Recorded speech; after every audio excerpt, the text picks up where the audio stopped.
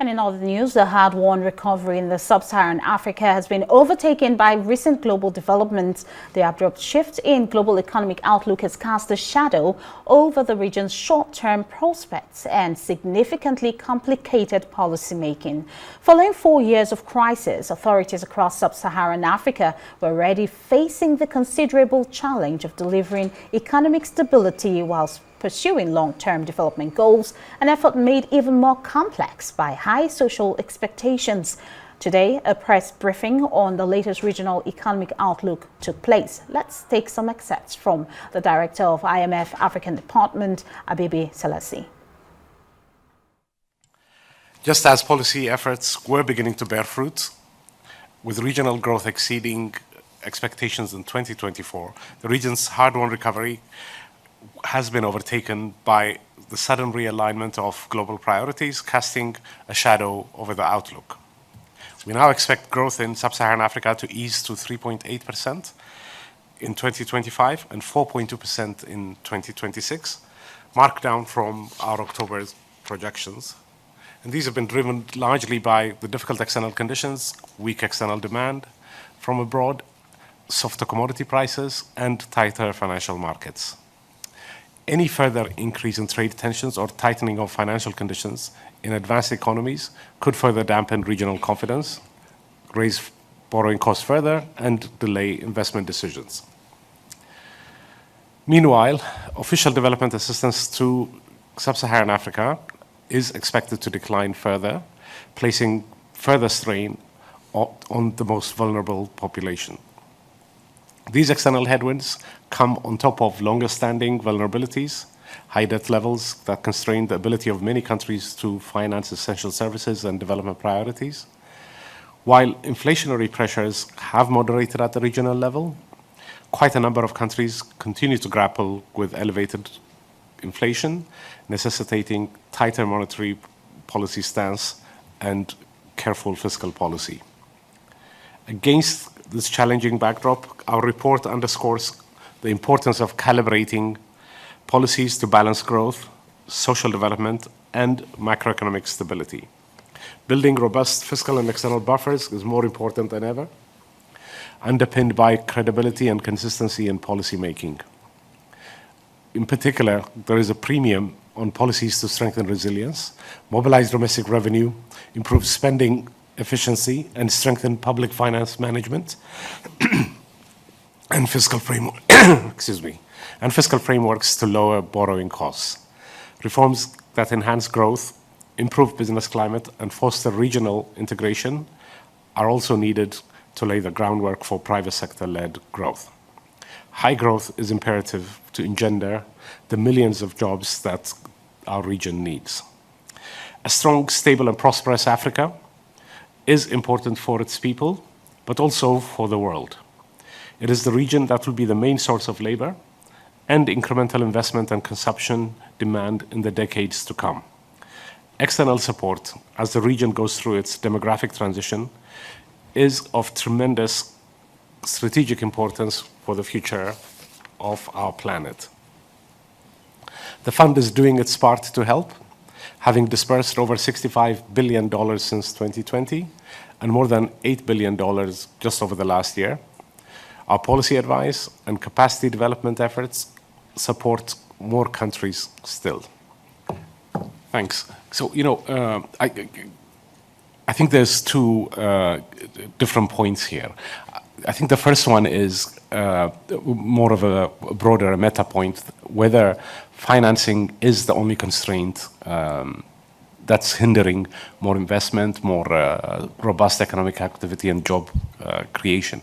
Of course, financing plays a role, but it's not the only constraint. I think, again, it depends on country-to-country circumstances, what sectors we're talking about, but it really is important to recognize that there are many other things that can be done to engender higher growth, to facilitate more investment.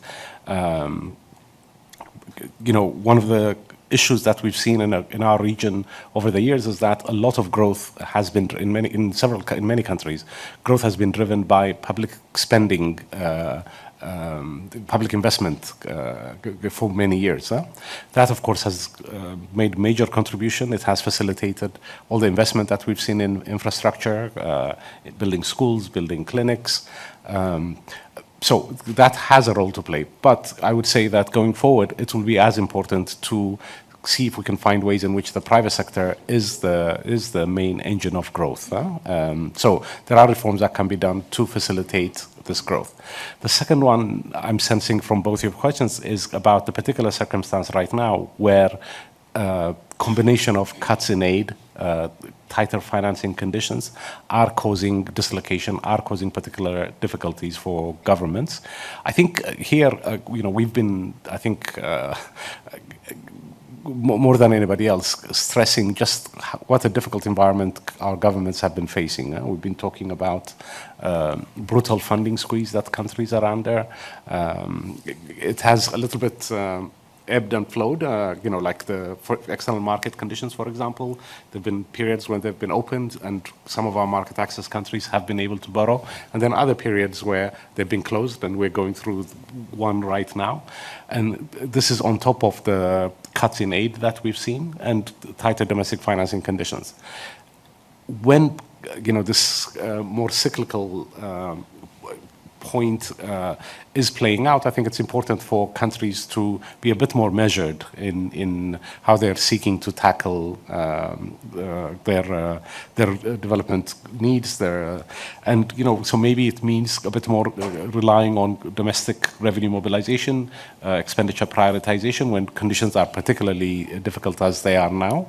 And as I said earlier, going back to see what can be done to find ways to engender growth over the medium term. But it is a difficult period, as we note in our report, and one that is causing quite a bit of dislocation to our countries. So, in terms of the reforms that have been going on in Nigeria and the particularities of the challenge, first thing to note is that we've been really impressed by how much reforms have been undertaken in recent years, most notably trying to go to the heart of the cause of the macroeconomic imbalances in Nigeria, which, of course, are related to the fact that oil subsidies were taking up a very large share of the limited tax revenues that the government have, and not necessarily being used in the most effective way to help the most vulnerable people. The issues related to the imbalances in the external side, with the exchange rate extremely out of line.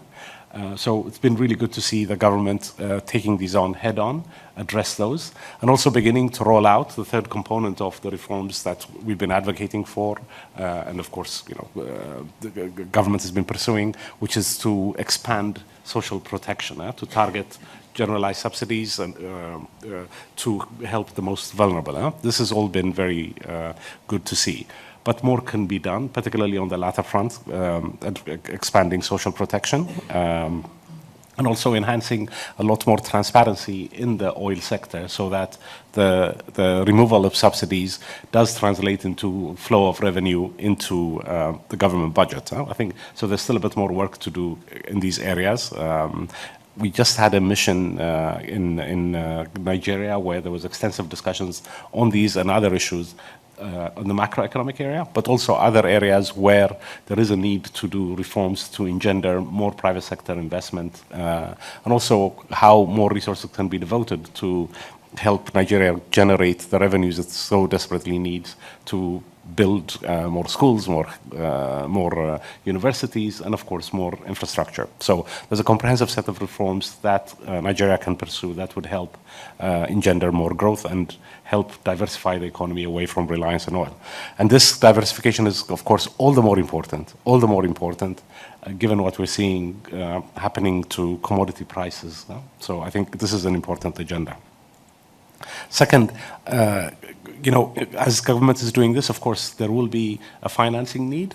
And, here what's needed is really a judicious and agile way of dealing with the financing challenges the country faces. In the long run, the financing gap can only be filled by, permanent sources, such as revenue mobilization. But in the interim, carefully looking at all of the options the country has to borrow in a contained way.